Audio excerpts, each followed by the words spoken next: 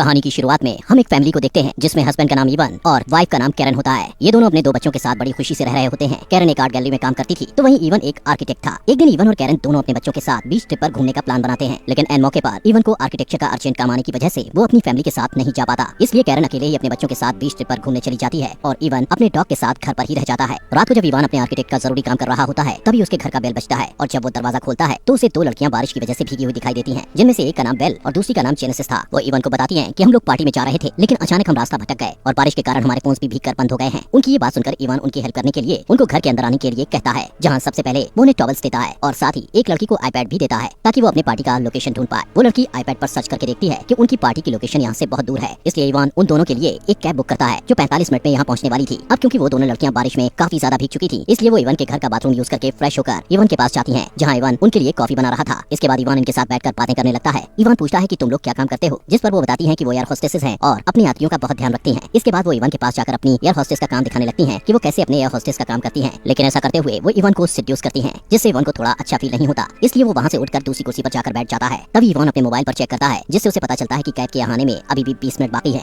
इसके बाद वो दोनों लड़कियां इवन से उसकी वाइफ के बारे में पूछती हैं। इवन बताता है कि उसकी वाइफ एक आर्ट गैलरी के लिए पेंटिंग्स बनाती है। वो उन्हें अपनी वाइफ की पेंटिंग्स भी दिखाता है। ऐसे ही बातें करते करते वो दोनों इवन के बहुत ज्यादा करीब चली जाती हैं। इवन उनको इग्नोर करने की बार-बार कोशिश करता है। इवन एक बार अपना मोबाइल चेक करता है। वो देखता है कि कैब के आने में अब सिर्फ 5 मिनट रह गए हैं, जिससे वो थोड़ा रिलैक्स फील करता है क्योंकि उसे उन लड़कियों का बिहेवियर थोड़ा ठीक नहीं लग रहा था। वहीं कैब के आने से सिर्फ 2 मिनट पहले ही बेला और जेनेसिस इवन के वहाँ ना होने का फायदा उठाकर बाथरूम में चली जाती हैं। तभी इवन जल्दी से उनके कपड़े सुखाकर बाथरूम के पास जाकर उन्हें कहता है कि तुम्हारे कपड़े सूख चुके हैं और बाहर तुम लोगों की कैब भी आ गई है। लेकिन अंदर वो दोनों मजे से नहा रही होती हैं और इवन की बातों को इग्नोर कर रही होती हैं। इवन के बार-बार कहने पर भी जब वो बाहर नहीं आती तो इवन अपनी आंखों पर हाथ रखकर उन्हें कपड़े देने के लिए बाथरूम के अंदर चला जाता है। लेकिन अंदर जाकर वो देखता है कि वो दोनों लड़कियां न्यूड होकर नहा रही होती हैं। तभी वो दोनों इवन को कहती हैं कि इवन तुम भी हमें ज्वाइन करो। इतना कहकर वो इवन से चिपकने लग जाती हैं, लेकिन इवन ऐसा नहीं करना चाहता था क्योंकि वो एक शादीशुदा था, इसलिए वो उनको इग्नोर करने की पूरी कोशिश करता है। लेकिन जब वो दोनों इवन के साथ कुछ ज्यादा ही क्लोज होती हैं तो इवन भी अपनी फीलिंग्स पर काबू नहीं रख पाता और उनके साथ बाथरूम में इंटीमेट होने के बाद बेडरूम में इंटीमेट होता है। वहीं कैब ड्राइवर कुछ टाइम इंतजार करने के बाद वहाँ से चला जाता है। अगली सुबह जब इवन नींद से जागता है तो उन दोनों लड़कियों को वहाँ ना पाकर सोचता है कि शायद वो वहाँ से चली गई हैं। लेकिन तभी उसे किचन से उनके हंसने की आवाज आती है। किचन में जाते ही वो देखता है कि उन्होंने किचन का काफी बुरा हाल कर दिया है। तभी इवन को कैरन का वीडियो कॉल आता है और उससे बात करने के लिए वो बाहर चला जाता है। अपनी वाइफ से बात करने के बाद वो अंदर आकर गुस्से में उन्हें कहता है कि जल्दी से अपने कपड़े पहनो और मेरे घर से दफा हो जाओ। लेकिन कुछ टाइम बाद वो देखता है कि वो दोनों उसकी वाइफ की बनाई हुई आर्ट्स को खराब कर रही हैं, जिससे अब इवन पूरे गुस्से में उन्हें कहता है कि मैं पुलिस को कॉल कर रहा हूँ और अगर तुम्हें जेल जाने से बचना है तो यहाँ से तुरंत चले जाओ। ये सुनकर बेल और जेनेसिस हंसने लगती हैं। वो कहती हैं कि हम दोनों अंडर एज हैं और तुम कल रात हमारे साथ इंटीमेट हो चुके हो, जो कि कानूनन जुर्म है, इसलिए अगर तुम पुलिस को बुलाओगे तो पुलिस उल्टा तुम्हें ही पकड़कर जेल में डालेगी। ये सुनकर इवन सोचता है कि कल रात उसने कितनी बड़ी गलती कर दी है। तभी दरवाजे पर कोई बेल बजाता है। दरवाजा खोलने पर इवन को कैरन की दोस्त विवियन नजर आती है, जो वहाँ इवन से ये पूछने आई थी कि कहीं उसे किसी चीज की जरूरत तो नहीं। वहीं इवन उसे देखकर काफी ज्यादा डर जाता है कि कहीं वो घर पर बेल और जेनेसिस को ना देख ले। उनकी बातचीत के दौरान जेनेसिस अचानक से बाहर आकर इवन के साथ चिपकने लगती है। ये देखकर विवियन को लगता है कि इवन का उस लड़की के साथ अफेयर चल रहा है, जिससे वो गुस्से में गालियां देकर वहाँ से चली जाती है। इवन को उन दोनों पर बहुत ज्यादा गुस्सा आता है और इसलिए अब वो सच में पुलिस को कॉल करने लगता है। ये देखकर बेल और जेनेसिस डर जाती हैं और तुरंत वहाँ से जाने के लिए मान जाती हैं। जिसके बाद इवन उन दोनों को अपनी कार में बैठाकर वहाँ से ले जाता है और कुछ दूर जाकर उनको एक घर के सामने ले जाकर छोड़ देता है। वहाँ से इवन वापस अपने घर आता है और देखता है कि बेल और जेनेसिस ने उसके घर को काफी गंदा कर दिया था, इसलिए वो पहले अपने घर की सफाई करता है और फिर अपना आर्किटेक्ट का काम करने के लिए बैठ जाता है। तभी उसे अपने घर में कुछ गिरने की आवाज सुनाई देती है। वो देखता है कि उसकी फैमिली फोटो नीचे गिरी है। अब जैसे ही वो फोटो को उठाने के लिए नीचे झुकता है तो पीछे से जेनेसिस फायर एक्सटिंग्विशर को उसके सर पर मारकर उसे बेहोश कर देती है। कुछ टाइम बाद जब इवन को होश आता है तो वो खुद को रस्सियों से बेड पर बंधा हुआ पाता है। वो जेनेसिस को चिल्लाकर बोलता है कि मेरी रस्सियां खोलो, लेकिन वो उसकी एक नहीं सुनती। तभी बेल इवन की बेटी की स्कूल यूनिफॉर्म पहनकर वहाँ आती है और वो दोनों मिलकर इवन के कपड़े उतारने लगती हैं, लेकिन इवन उन्हें रोकने की पूरी कोशिश करता है। उसी समय इवन के फोन पर उसकी वाइफ कैरन का वीडियो कॉल आता है, जिससे जेनेसिस इवन को कहती है कि अगर तुम बेल के साथ इंटीमेट नहीं हुए तो हम दोनों तुम्हारे कपड़े उतारकर तुम्हारी वाइफ को वीडियो कॉल पर कहेंगे कि तुम हमारे साथ मजे कर रहे हो। ये देखकर इवन उनकी बात मान लेता है। इसके बाद बेल इवन के साथ इंटीमेट होने लगती है। वहीं जेनेसिस उन दोनों की रिकॉर्डिंग करने लग जाती है। थोड़ी देर बाद जब जेनेसिस कुछ खाने के लिए बाहर की तरफ जाती है तो इवन बेल के साथ इंटीमेट होते टाइम अपनी पूरी ताकत लगाकर अपने हाथ से रस्सियां खोल लेता है और बेल को धक्का देकर नीचे गिरा देता है। इसके बाद वो जेनेसिस के पास जाता है जो कुछ खा रही थी। जेनेसिस उसके इंजर्ड शोल्डर पर जोर से अटैक करके उसे फिर से बेहोश कर देती है। कुछ देर बाद इवन को होश आता है और वो खुद को एक चेयर से बंधा पाता है, जहाँ जेनेसिस और बेल उसके साथ एक क्विज गेम खेलने लगते हैं। कुछ समय बाद कैरन के साथ काम करने वाला एक वर्कर जिसका नाम लुइस था, वो कैरन की बनाई हुई मूर्ति को लेने उसके घर आता है। ये देखकर जेनेसिस और बेल इवन को एक रूम में छुपा देती हैं। इसके बाद जेनेसिस दरवाजा खोलती है और ये दोनों लुइस को बताती हैं कि हम दोनों इवन के कजिन्स हैं और घर में एक चोर घुस गया था, इसलिए इवन उसे पकड़ने के लिए उसके पीछे गया है। तभी लुइस की नजर कैरन की आर्ट पर पड़ती है, जिसका इन दोनों ने बुरा हाल कर दिया था। ये देखकर लुइस को इन पर शक होता है। साथ ही वो इनसे कहता है कि इवन की तो कोई कजिन्स है ही नहीं। यहाँ पर अचानक लुइस को इवन के चिल्लाने की आवाज सुनाई देती है और वो एक रूम में जाकर देखता है कि इवन वहाँ पर बंधा हुआ है। वो तुरंत इवन की रस्सियों को खोलने लग जाता है। वहीं बाहर ये दोनों कैरन की आर्ट को तोड़ने लगती हैं, जो कि बहुत महंगी थी, इसलिए लुइस उनके पास जाकर उन्हें ऐसा करने से रोकता है। लेकिन तभी उसे अस्थमा का अटैक आ जाता है। वहीं लुइस का इनहेलर भी जेनेसिस के पास था। वो उनसे अपना इनहेलर लेने की कोशिश करता है और इसी बीच उसका पैर लड़खड़ाने की वजह से उसका सर जोर से कैरन की आर्ट से टकरा जाता है, जिससे उसके सर से ब्लड निकलने लगता है और कुछ सेकंड बाद उसकी मौत हो जाती है। लुइस की मौत देखकर जेनेसिस और बेल हंसने लगती हैं, जैसे कि उनको कोई फर्क ही ना पड़ा हो। उनको ऐसा हंसता देख इवन समझ जाता है कि ये दोनों साइको हैं। इसके बाद जेनेसिस और बेल लुइस की डेड बॉडी पर आर्ट कवर अप करके उसकी बॉडी को की ही गाड़ी में रखाती हैं और वापस आकर लुइस और इवन के फोन से एक दूसरे को मैसेज करके ऐसा शो कराने की कोशिश करती हैं जैसे कैरन का लुइस के साथ अफेयर चल रहा हो। और उन दोनों के अफेयर के बारे में इवन को पता चला तो इवन ने गुस्से में लुइस का मर्डर कर दिया। इतना करने के बाद वो दोनों इवन को दफनाने के लिए घर के बाहर बैकयार्ड में एक बड़ा सा गड्ढा खोदती हैं। वहीं कुर्सी से बंधे हुए इवन किसी तरीके से आईपैड पर अपनी वाइफ कैरन को कॉल करने की ट्राई करता है, लेकिन तभी जेनेसिस बेला के साथ वहां आकर उससे आईपैड छीन लेती है और उस पर बहुत गुस्सा करती है, जिससे ये दोनों इवन के घर को पूरी तरह से खराब कर देती है और इवन के बाल काट कर उन्हें छोटा कर देती है। उसी रूम में जेनेसिस को इवन की छुपाई हुई एक गन मिलती है, जिससे वो बेल को इवन के हाथ पैर खोलने के लिए कहती है। जेनेसिस इवन को कहती है कि अब हम दोनों तुम्हारे साथ हाइड एंड सीक खेलेंगे और अगर तुम पकड़े गए तो तुम्हें शूट करके मार दिया जाएगा। इवन तुरंत घर में छिपने लगता है। वहीं जेनेसिस और बेल उसे ढूंढने लगते हैं। तभी इवन घर से भागने के लिए बाहर की तरफ जाने लगता है, लेकिन जेनेसिस उसके पास जाकर उसे ढूंढ लेती है। तभी इवन जोर जोर से चिल्लाकर मदद मांगने की कोशिश करता है, लेकिन जेनेसिस उसे गन पॉइंट पर चुप करवा देती है। यहाँ से सीन शिफ्ट होता है और हम मॉर्निंग में देखते हैं कि ये दोनों इवन को उस गड्ढे के पास ले जाकर उसे वहाँ दफना देते हैं, लेकिन ये इवन के सर को जमीन के बाहर रखते हैं। ये इवन को बताती हैं कि हम तुम्हें मारना नहीं चाहते थे, हम तो सिर्फ अपने मजे के लिए तुम्हारा इस्तेमाल कर रहे थे और हमें तुम्हें टॉर्चर करने में बहुत मजा आ रहा है। इसके बाद बेल इवन को उसके फोन पर वही वीडियो दिखाती है जिसमें वो इवन की बेटी की स्कूल यूनिफॉर्म पहनकर उसके साथ इंटीमेट हो रही थी और ये वीडियो जेनेसिस ने रिकॉर्ड किया था। अब इस वीडियो को बेल इवन के फेसबुक प्रोफाइल में अपलोड करके उस पर लिखती है कि हैप्पी फादर्स डे, ताकि सबको लगे कि ये वीडियो खुद इवन ने अपलोड की है। वो दोनों इवन को कहती हैं कि अब हमें एक नया शिकार करने जाना है और वहाँ से चली जाती हैं। वहीं इवन काफी मुश्किल से अपना हाथ बाहर निकालकर उस वीडियो को डिलीट करने की कोशिश करता है, लेकिन गलती से उसे डिलीट की जगह लाइक प्रेस हो जाता है। कुछ घंटों बाद जब कैरन अपने बच्चों के साथ घर आती है तो घर को तहस नहस हुआ देखकर उसको कुछ भी समझ नहीं आता। वो सोचती है कि उसके जाने के बाद इवन ने अपने दोस्तों के साथ खूब पार्टी की और इसी के साथ ये मूवी यहीं पर खत्म हो जाती है। मूवी के एंड में हमें इवन को नहीं दिखाया जाता कि आखिर वो बचा या